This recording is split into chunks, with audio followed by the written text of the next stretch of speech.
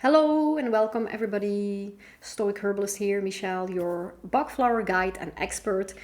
And I want to do something really awesome with you today. So I really want to share information with you that isn't yet out there. It's not written down. You cannot find it in any book, any video. You cannot find it in any class or course. This is really, really new and fresh information. Nevertheless, it's really very important information. I really want to talk to you today about jumping timelines. And you might say, well, that's not really very relevant for me. I'm just here to, work on my feelings. I feel guilty or I feel sad or etc., etc. But many of these states are related to jumping timelines, and they are related, of course, they are related to jumping timelines. Now, let me give you a really super easy and clear example. So nostalgia or melancholy is a state where we can use Bach Flower Remedy honeysuckle. So honeysuckle is really the remedy for, feeling extremely nostalgic, very attached to the past. That were the better days and now nothing's going to be as good as it was. And so when I moved from Belgium to France, I felt like that for a really long time, and it really caught me off guard. I had no idea I would feel like that, but I did. And not even just for months, for years. So this isn't just a state that you can be in for a few months and it will just pass. You can be here your whole life if you want. And so what actually happens on a deeper level is that with someone who's very nostalgic and very attached to the past, is that the astral body is still in the past, is still on the timeline of the past, but the physical body is in the present. And so that's why our physical body is not really who we are. Somehow we are more our astral body than our physical body, even if you are really attached to that physical machine, and even if it can be really beautiful and it's nice to feel and to smell and to have the sun shining on your face and everything. We're really attached to that. We identify with that. But the astral body is much more closer to who we are. It's our thoughts, our feelings, our energy field, etc. So when there is a sort of a mismatch between where the astral body is and where the physical body is, we get trouble. And in this case, if the astral body is still in the past and in the good old times and the physical body is here, we will get that state of melancholy, we will get that state of nostalgia, which can be absurdly painful. It can be like an insane prison. Now, I have another really cool example to tell you, which is about impatience. And I just want to invite you to have a listen to the next clip. Timelines is another good one. So impatience is the remedy, the Bach Flower Remedy for impatience. When you're at the store and you're waiting to pay and it takes forever and, you're like, why is it always me who has to wait here so long? And you're just so irritated. And if you have that sometimes, that's fine. But if you live like that, it can be really painful. There's so much inner tension. You're super hurried all the time. You're agitated. You make a lot of mistakes because you want to get things done fast. And I used to be a lot like that as well, and almost made accidents and stuff like that. But what really happens in the impatient state, let's say, is that you are so rushed. You are on another timeline than everybody else. And so at some point, I was driving, things weren't going fast enough, and everybody was doing their little thing, and I was just sitting like, come on, drive, And I saw something coming, and I anticipated a situation that, of course, nobody had seen because I was ahead, but because I was in my own timeline, but the other people were together in their timeline, I almost was the one in the end who made the crash, because I was anticipating something that might have happened but didn't happen because I was on timeline X and they were on timeline Z. So I almost created the accident in the end because I didn't share their timeline. I was on my own timeline. And so when you are very impatient, you follow the timeline of the head. You're in your head. It's about thinking, doing things as fast as possible. But the timeline of nature has a much bigger wisdom, a much deeper wisdom than we have. That's the timeline of the heart. The heart has a rhythm. You can't really control it. It has a rhythm. Nature has a rhythm. So basically happens is that impatience brings you back in your body so you can follow nature's rhythm. It brings you back into sync.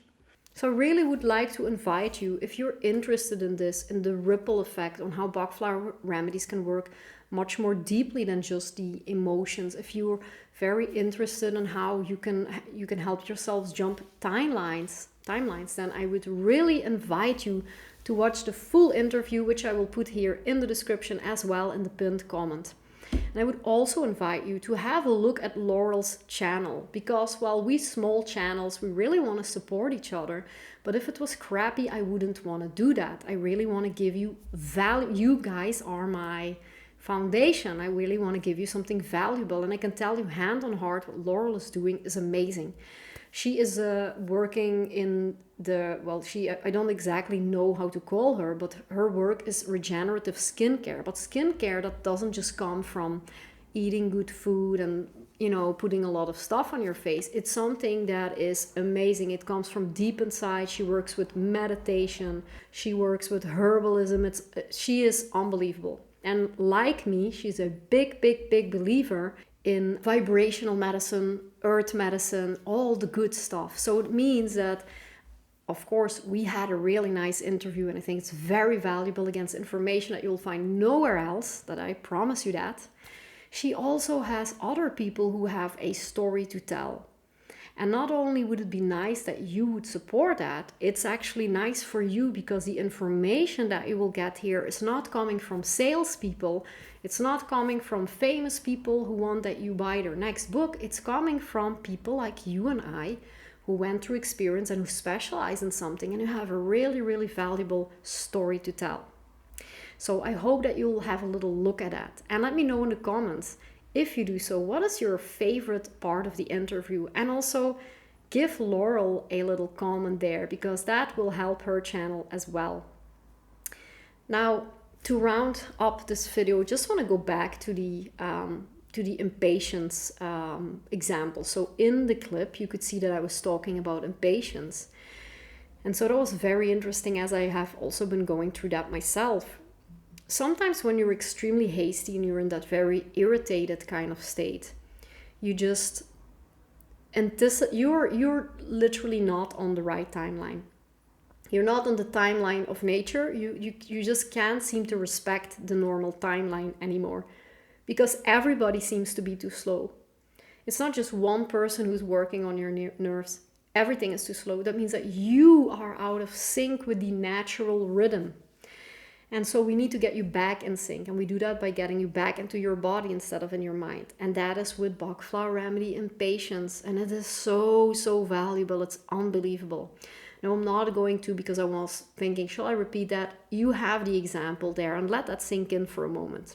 But I do want to go on telling you a little bit more about other Bach Flower remedies and timelines.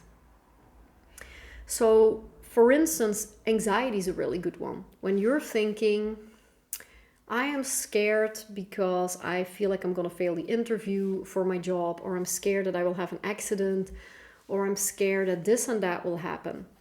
What happens is that you're making a pathway for a different timeline. So you are on a sort of timeline, and what happens isn't random most of the time. You are co-creating or creating your reality.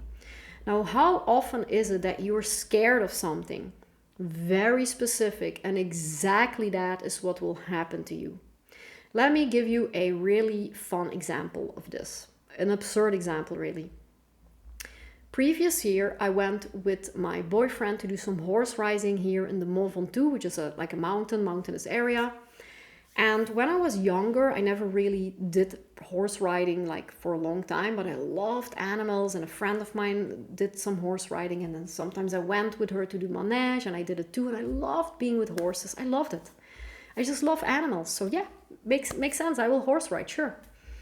And so that went really fine. I was actually pretty good at it. The second time I jumped on a horse, we were already stepping over these barriers, and the third time I was making little jumps. So I thought, wow, that goes fast, that's cool. And so previous year I found out, or 2 years ago I found out, that we can, walk with some horses there in the mountainous beautiful area. And I really wanted to do that. I was like, oh, that's amazing. And you're on a horse and communication with that horse in that beautiful area. I love it. I need to do that.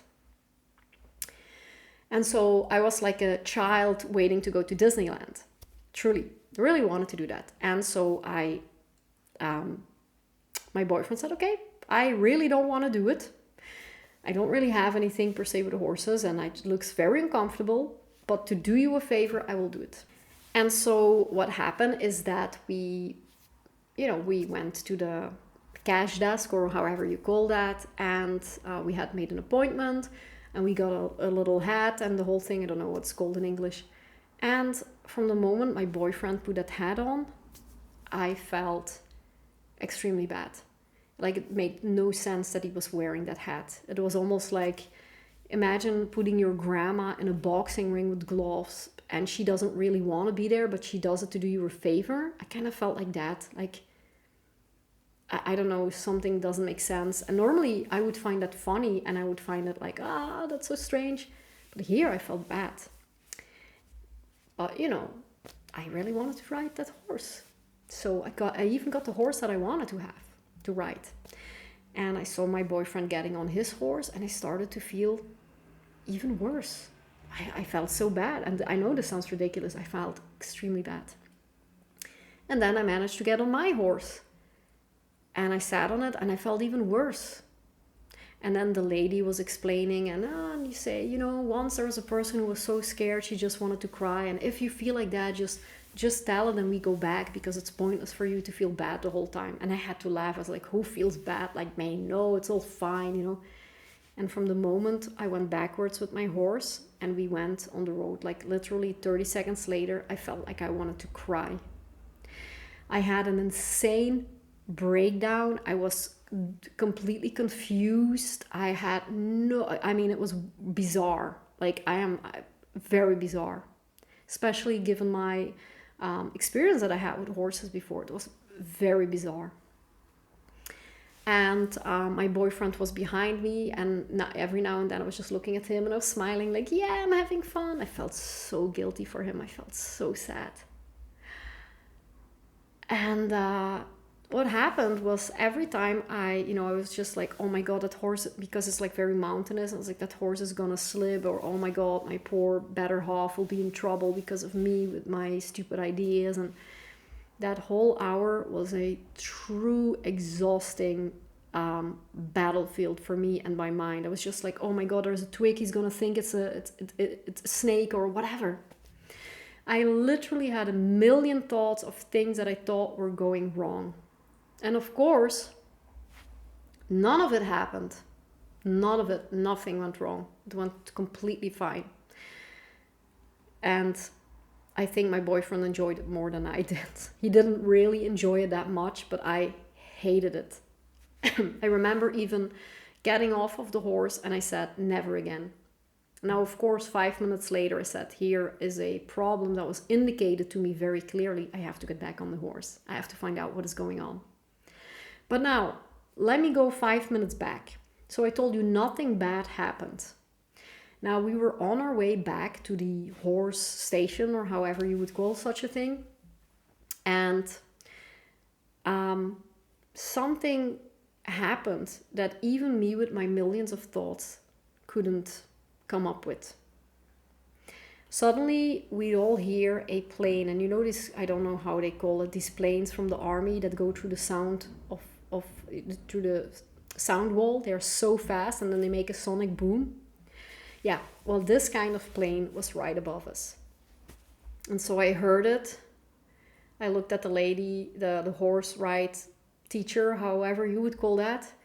She looked back and I saw on her face that she was a little bit worried. And I can't even tell you, my heart, I wasn't even scared. I was just sad or something. It was like my heart sank in my stomach. And I was like, really? We're almost near the end. And of everything, every little fear I had, nothing happened. But what did happen was something that absolutely nobody would ever thought about. Out of nowhere, some super jet came flying around. Luckily, it didn't do the sonic boom, but I can assure you this is a very, very loud sound. Loud sounds and horses, you can have an idea what that gives. I saw the first horse starting to jump, the second one starting to move, this one started to move. I just hang on.